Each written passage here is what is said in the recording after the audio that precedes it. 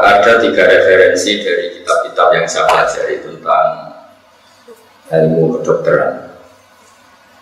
Tapi saya tidak masuk terlalu jauh pada bidang yang tidak saya tekuni. Tapi saya mau cerita dulu, saking tawakalnya Nabi Musa. Nanti tak baca teksnya aslinya di kitab Ihya. Saking tawakalnya Nabi Musa, ketika sakit tidak mau berobat. Dan bangsa Israel karena mulai dulu terpelajar sudah tahu sakit itu obatnya seperti ini. Mungkin bedanya dulu tidak perlu ke puskesmas, tidak perlu ke apotek, tidak perlu bayar karena dulu zaman orang ikhlas. Jadi kalau mengobati ya tidak perlu bayar, yang jadi dokter juga tidak perlu merasa harus dibayar. Memang dulu era ikhlas. Sekarang kalau ikhlas jadi ribet. Akhirnya penyakit itu tidak sembuh-sembuh. Sampai lama nggak sembuh-sembuh. Dan ketika Nabi Musa menjustifikasi dirinya bahwa dia atas nama tawakal, oleh Allah ditegur, apakah kamu Musa ingin membatalkan, ingin mengcancel, ingin menggagalkan hikmah yang saya buat? Jadi intinya ada bahan tertentu yang dari awal didesain Allah untuk obat tertentu. Sehingga kalau kamu tidak percaya fungsi-fungsi itu sebagai obat, berarti Anda tidak percaya hikmah yang saya ciptakan. Sehingga cerita akhirnya Nabi Musa harus meminum obat itu dan menjadi sembuh. Sehingga itu dibabkan oleh Imam Ghazali bahwa at-tadawi la yunafi tawakkul, bahwa berobat itu tidak berlawanan dengan tawakal. Tapi ada cerita kedua juga di beberapa khazanah itu masih tentang Nabi Musa. Suatu saat beliau sakit gigi, ya namanya orang sakit ingin berobat. Tanya sama Allah, dikasih resep, disuruh ngunyah rumput tertentu. Dan itu jauh sekali dari tempat Nabi Musa. Setelah beliau datang ke tempat itu dan mengunyah rumput itu sembuh. Suatu saat Nabi Musa itu sakit lagi. Gak konsultasi lagi dengan Allah, tapi langsung ngunyah rumput itu, tapi tambah sakit. Akhirnya protes sama yang bikin resep, yaitu Allah. Dalam hal ini Allah, bukan dokter, langsung Allah. Ya Allah, ini sesuai resep jenengan, kenapa tambah sakit? Tapi kata Allah, dulu kamu percaya saya, sekarang percaya rumput. Ya sudah, minta obat sama rumput. Jadi akhirnya ya sudah seperti itu. Jadi ini pelajaran bagi kita bahwa obat ya tidak segala-galanya, bahwa tawakal juga jangan menjadikan kita tidak berobat. Itu khazanah yang saya baca dari kitab Al-Ihya dan beberapa kitab. Terus ketika kelirunya kita sebagai manusia itu biasanya fokus itu kalau di agama itu malah salah. Bukan salah fokusnya, tapi salah mengabaikannya. Misalnya begini. Gara-gara ada COVID misalnya, semua orang tergerak untuk supaya COVID itu tidak menjalar, tidak banyak makan korban. Padahal kalau kita fair, potensi kalau yang kita takutkan adalah kematian, potensi kematian karena chaos sosial, karena kegaduhan politik, atau karena gempa, atau karena tsunami itu banyak sekali.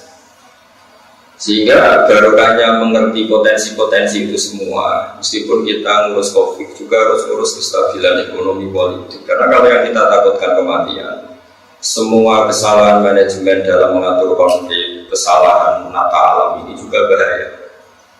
Sehingga dengan demikian kita akan stabil, jangan semua energi diarahkan ke sana. Ini takutnya ada bahaya yang lebih dasar karena chaos sosial, karena ekonomi, atau karena politik. Di sini dibutuhkan kearifan untuk mengelola bangsa ini, sehingga agama tidak mau terjebak ke tema tertentu. Agama yang mengajarkan kita, kata Allah, saya ini Tuhan, kata Allah, yang setiap saat bumi yang kamu pakai saat tenggelamkan. Kalau bahasa modern sekarang disebut likuifaksi. Amin tuman fisama ayakhsifa bikumul ardo faidahiyatamu. Bumi yang kamu injak bisa saja setiap saat likuifaksi dan Anda akan hancur semua, tenggelam. Amin tuman fisama ayusila alaikum hasiba, atau meteor-meteor yang di langit setiap saat jatuh dan Anda juga akan mati semua. Atau sistem alam ini saya hancurkan dan Anda juga akan mati semua. Sehingga ketakutan ulama itu mungkin ini yang beda dengan ketakutan dokter. Kalau dokter rame-ramenya pandemi ya takutnya sama COVID. Kalau rame-ramenya chaos sosial, orang politik ya takutnya chaos sosial. Kalau orang ahli geologi mungkin lebih takut pergeseran bumi, lebih takut gempa takut ini. Tapi apapun itu, ketakutan itu sah berdasar keilmuan. Memang semakin kita mengkaji satu disiplin keilmuan, kita akan tahu gaya-gaya alam atau gaya sosial atau gaya apa saja yang ada di sekeliling kita. Sehingga kenapa orang baca surat Tabarok menjadi spesial di situ diingatkan terus. Di antaranya diingatkan kul ara'aitum in asbaha ma'ukum khawran fama ya'tikum bima'in ma'in. Kamu sekarang butuh air. Misalnya kita sudah menemukan obat atau vaksin anti COVID, tapi Allah menghilangkan air yang kita butuhkan. Kita mau apa juga? Bisa saja air itu setiap saat khawran itu hilang di telan bumi. Fama ya'tikum bima'in ma'in. Lalu siapa bisa mendatangkan air itu? Belum lagi kita bicara oksigen. Jadi saya atau semua kiai, semua ulama yang mewakili agama, oke, kita sebagai manusia takut COVID, juga takut chaos sosial, juga takut apa saja. Tapi semoga ketakutan itu menjadikan kita kembali kepada Allah yang jiun, Allah yang tahu. Kita menjadi tahu bahwa kita lemah, kita tidak siapa-siapa. Jadi katanya dokter Kasil kita memang ya manusia, Ustadz juga manusia, kiai juga manusia. Cuma bedanya mungkin saya lebih siap karena saya menghitung nyawa itu hanya sehari. Jadi saya tuh merasa hidup saya itu hanya sehari. Jadi nggak lama-lama. Misalnya hari ini saya hidup, mungkin besok mati, besok hidup lagi, mungkin besok mati. Sehingga bayangkan hidup itu udah mulu-mulu ya.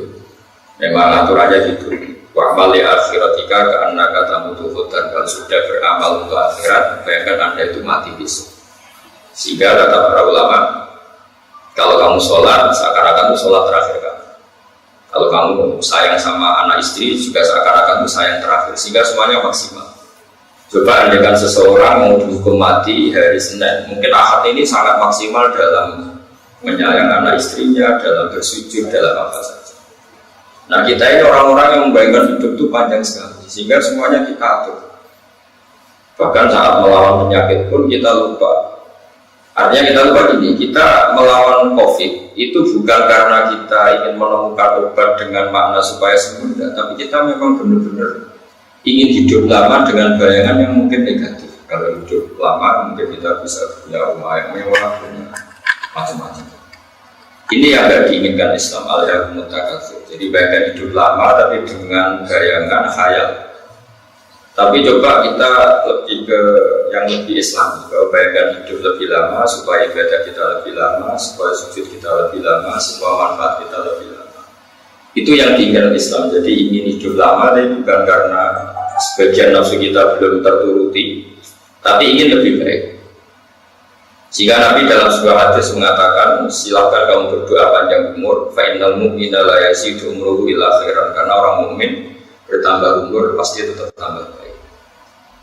Nah, tambah baik ini disarai oleh beberapa ahli hadis bahwa andaikan Anda dalam keadaan sakit terus pun mungkin itu ya baik karena itu menjadi kafarah dosa kamu. Mungkin dalam pandangan keilmuan barokahnya ada orang sakit terus terjadi penelitian ini sakit apa diteliti, itu ya bikin banyak pekerjaan. Apalagi kalau ada penemu obatnya terus dia dapat kumplot atau dapat penghormatan apa. Jadi semua yang diciptakan Allah itu harus dilihat ada hikmah. Cuma pesan saya kepada semuanya bahwa fokus itu dalam hal ini itu ya baik, tapi coba dipertimbangkan. Sebetulnya untuk menjaga dari semua bahaya itu, kalau kita bicara misalnya tanyakan ahli geologi, mungkin mereka tahu ini gerakan tanah sudah begini karena nanti yang ahli laut ingin tahu ini abrasi setiap menit terjadi begini setiap tahun. Mungkin yang ahli meteorologi juga gitu, ini alam sudah gini, mungkin yang ahli apa, dan semuanya yang di sekeliling kita ini, alam ini sebenarnya mengarah ke kehancuran, bukan menuju yang lebih baik. Sehingga orang-orang sufi dulu kalau hujan itu, kamu tidak bisa nata dunia, Allah bikin dunia itu renanya mau dihancurkan, itu istilah. Jadi desain dunia ini untuk dihancurkan, artinya buat kamu tata kayak apa, karena dunia ini menuju kiamat, bukan menuju yang lain. Jika orang-orang sufi dulu itu relax, karena tadi Tapi barokahnya iman seperti itu bukan menjadi dablek, tapi begitu tergantung kepada Allah. Coba kalau Mars itu jatuh, planet Mars, kayak apa kita bisa? Jika Allah sering ingatkan, Inna Allaha yumsikus samawati wal arda an tazula wal in zalata amsakahuma min ahadin min ba'di. Meteor tidak jatuh itu ya jasanya Allah. Bumi tidak gempa ya jasanya Allah. Tidak likuifaksi. Padahal semua potensi itu ada. Bumi itu di bawah bumi ini ada magma, ada minyak, ada apa saja. Kemudian sistemnya, ekologinya sudah dirusak. Jadi kalau kamu takut COVID karena itu menjadikan kematian masif, itu lebih cepat gempa, lebih cepat tsunami. Juga tsunami sekian detik sudah 100.000 orang kemarin yang di Aceh. Nah, maksud saya dengan mengingatkan seperti ini bahwa dengan segala pandemi yang ada di dunia, dengan segala resiko yang ada di dunia sebenarnya yang kita alami sekarang sudah luar biasa. Karena kalau Allah mengendaki, gampang saja menghancurkan alam ini. Termasuk tadi dimulai dari menghilangkan air, kul ara'aytum in asbaha ma'akum ghoran fama ya'tikum bima'in. Ini mungkin nasihat umum, tapi bagus untuk didengarkan supaya semua orang itu tidak ujub. Jangan karena kita nangani COVID terus kita ujub seakan-akan kita paling berjasa menjaga kehidupan. Nanti yang bagian nangani keamanan, kestabilan sosial seakan-akan kita paling berjasa. Apa artinya sosial stabil? Sistem sosial baik, politik baik, tapi orang berpenyakitan juga. Jadi juga sebaliknya, apa artinya badan sehat, tapi keadaan politik tidak baik, juga orang mati mungkin karena saling bunuh dan macam-macam. Apa artinya kesehatan baik, politik baik, tapi tauhid kita salah, sholat kita salah, terus kita berakhir masuk neraka. Terus kerennya apa? Karena saya pernah ada seorang yang bilang, Gus, tak kasih dokter honoris causa. Buyut saya itu ada satu. Saya itu takut masuk neraka, masa dokter masuk neraka kan gak keren kan? Jadi artinya gini, kalau sudah berani jadi orang keren harus punya komitmen jangan masuk neraka. Malu kita sudah profesor, mubalagh, ustaz ternyata masuk neraka. Itu Umar bin Abdul Aziz gitu. Umar bin Abdul Aziz seorang khalifah yang diantara yang paling adil sampai punya gelar ya khamisal khulafa. Jadi khalifah itu ada 4, yang kelima paling adil disebut Umar bin Abdul Aziz. Beliau itu suka istri yang paling cantik, kalau pakaian yang paling bagus. Dia orangnya ambisius, kalau gelar ya sampai profesor gitu, kalau sekolah ya sampai kumlot. Pokoknya dia cari yang terbaik. Suatu saat dia itu menanggalkan itu semua, dan dia seorang presiden, seorang amir.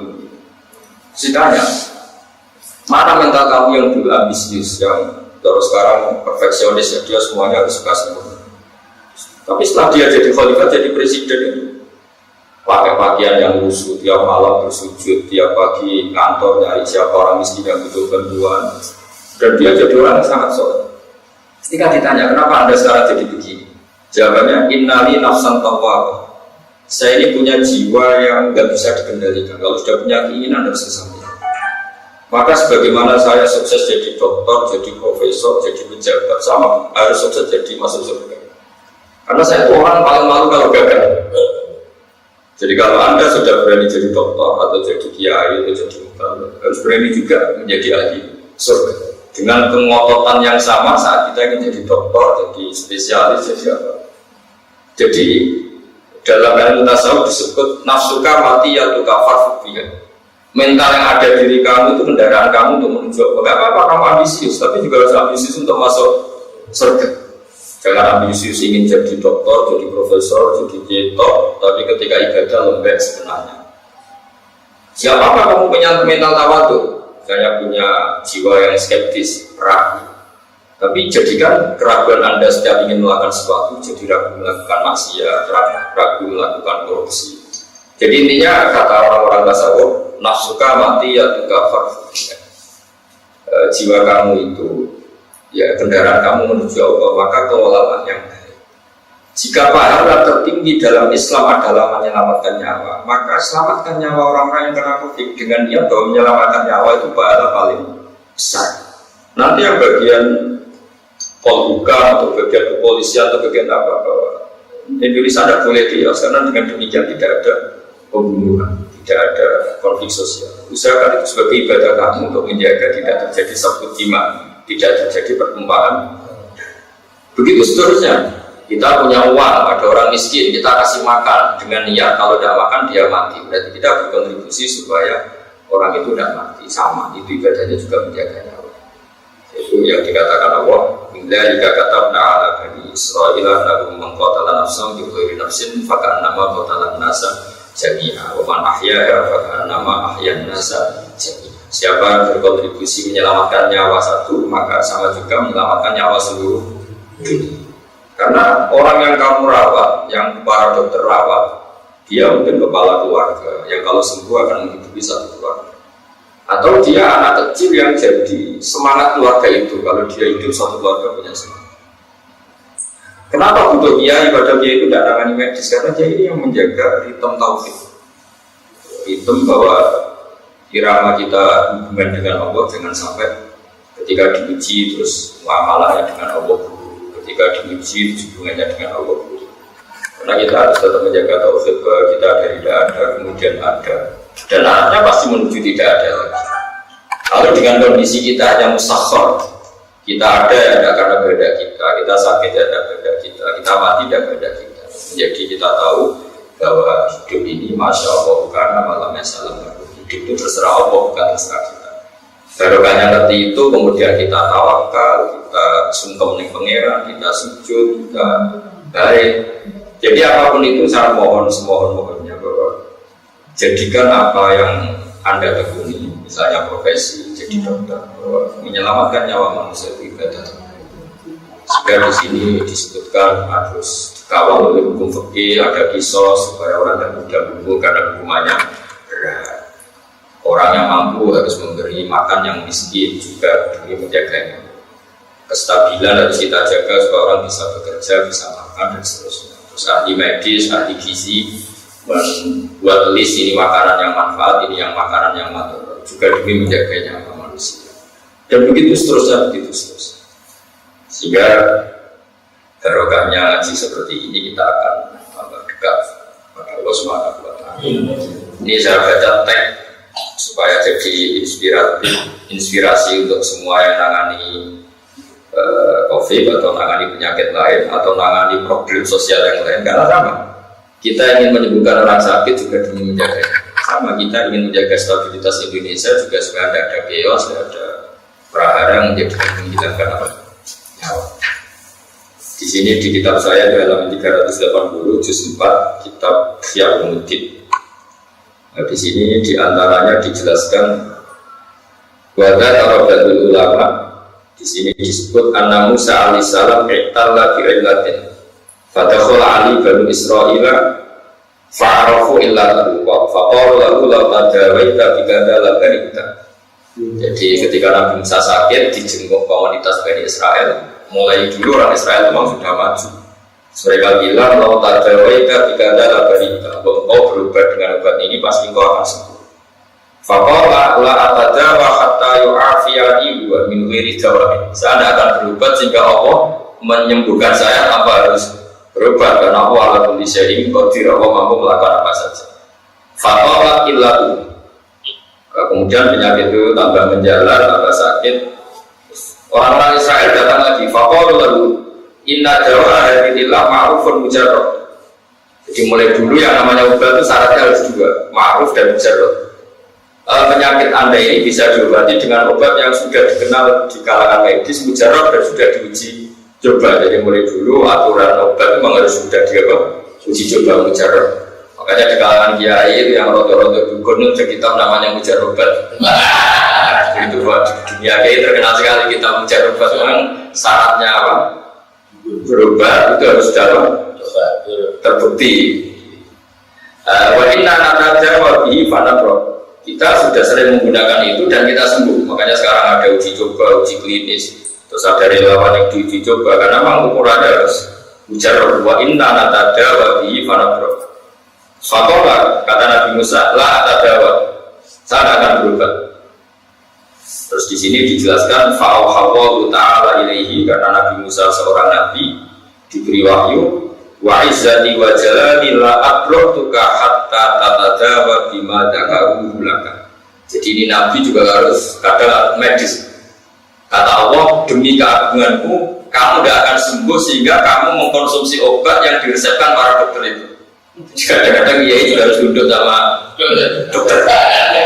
Jadi, ya kali ini saja jangan sering-sering.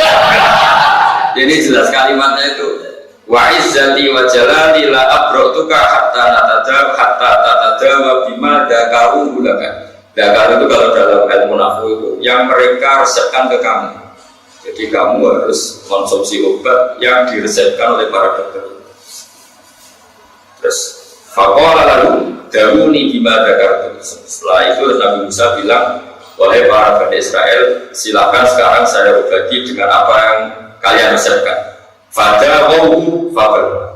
Mereka mengobati Musa dengan resep itu, kemudian dia sembuh. Nah, ketika dia sembuh, Nabi Musa itu kan bawaannya protes karena orang Israel dia bawaannya protes. Fa'u jaza fi nafsihi min dzalik. Lalu Nabi Musa itu gamang. Ini Tuhan katanya ala kulli syai'in qadir, menyembuhkan saya harus lewat obat itu. Jadi mulai gitu. Nah, dia karena didikan tauhid, agak tauhid mungkin garis keras atau garis lurus tidak tahu. Pokoknya tauhidnya itu agak keras. Ini Tuhan mau menyembuhkan saya harus lewat dokter, harus lewat konsultasi, harus lewat obat. Adalah Allah ala kulli syai'in qadir. Allah itu kuasa. Makanya fa'u jaza fi nafsihi min dzalik. Dia agak bedumel, kok gitu, ngapain gitu, ngapa bisa tambah itu semua. Fa'auhallahu ta'ala ilaihi aratta antu betilah hikmati bitawakkulika. Musa, kamu ingin menggagalkan skenario saya. Misalnya Allah bikin jahe misalnya untuk mengangkat badan, misalnya bikin ini untuk ini. Kamu sama juga ingin mengcancel, membatalkan apa yang saya program. Allah kan tentu bikin dokter untuk mengobati, dokter kon macul gitu. Ya kan semua itu diatur sedemikian rupa. Ya di mana-mana kan fungsi apa makanan atau fungsi apa kan sesuai fungsi yang diinginkan Allah. Nah, kalau kamu anti berobat berarti anti hikmah atau anti fungsi, menggagalkan hikmah yang sudah saya rencanakan.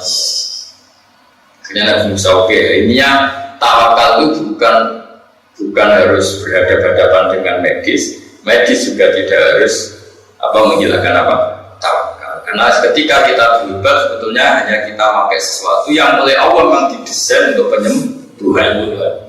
Jadi makanya terus Nabi Musa dijawab oleh Allah, aratta antu betilah hikmati bitawakul.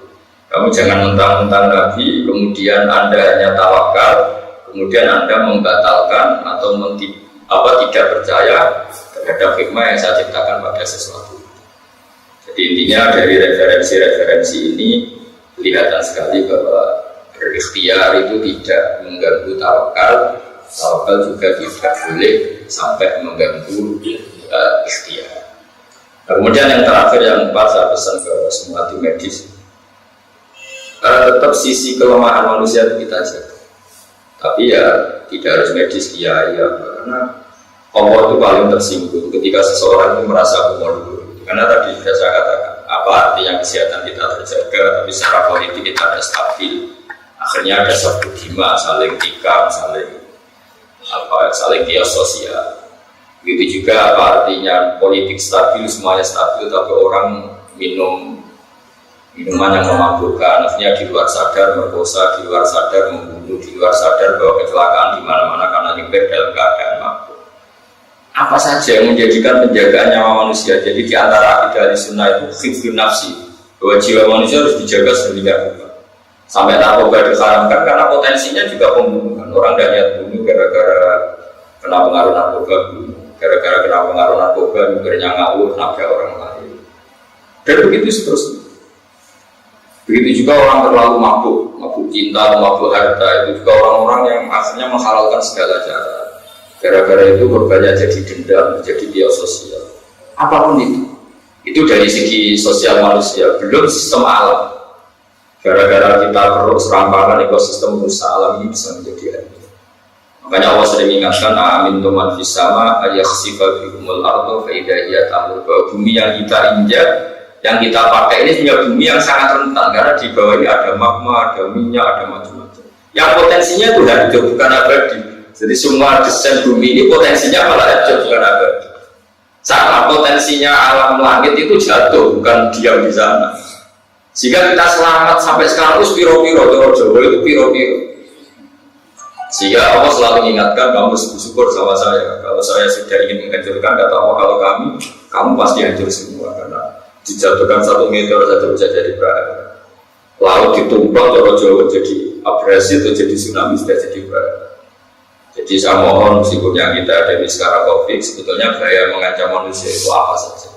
Ini yang selalu diingatkan Allah di ayat Qul wal qadru ala yafasa alaikum adza min fawqikum aw min tahti arjulikum aw yalbisakum syi'a wa yudiqa ba'dakum as-sabat. Katakan Allah adalah zat yang mampu dan setiap saat bisa menurunkan azab baik dari langit, misalnya meteor jatuh atau Mars jatuh, atau dari bumi, misalnya terjadi likuifaksi. Allah bisa fungsian atau Allah menciptakan kalian itu sistem sosialnya buruk sekali sehingga kalian saling bunuh. Kita alhamdulillah tidak mengalami yang baik di Syria, di Irak, di mana. Itu meskipun orangnya nyun sewu nggak kena COVID semua, tapi dengan sistem sosial baik itu korbannya juga. Makanya kita harus bersyukur bahwa monggo yang lembaga medis ini tadi COVID, yang Pak Polisi, yang kepolisian, yang stabilan, yang Pak Tentara juga sesuai fungsi masing-masing, Kiai juga sesuai masing-masing, yang nanti mujarobat di monggo di praktek mujarobatnya nggak apa-apa, tapi semua ini untuk menjaga hablim minallah wa hablim.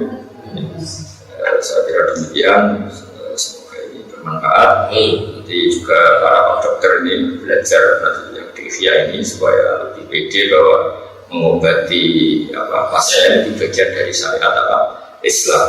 Ketika Nabi Musa menentang pengobatan berdasar tawakal malah ditegur Allah arota antu getilah hikmati ditawakul.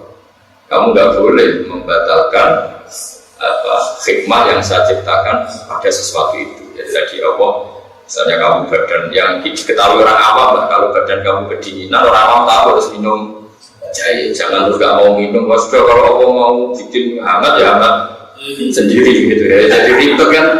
Terus kata awal terus bikin jahe gunanya apa gitu. Jadi saya kira demikian. Assalamualaikum warahmatullahi wabarakatuh.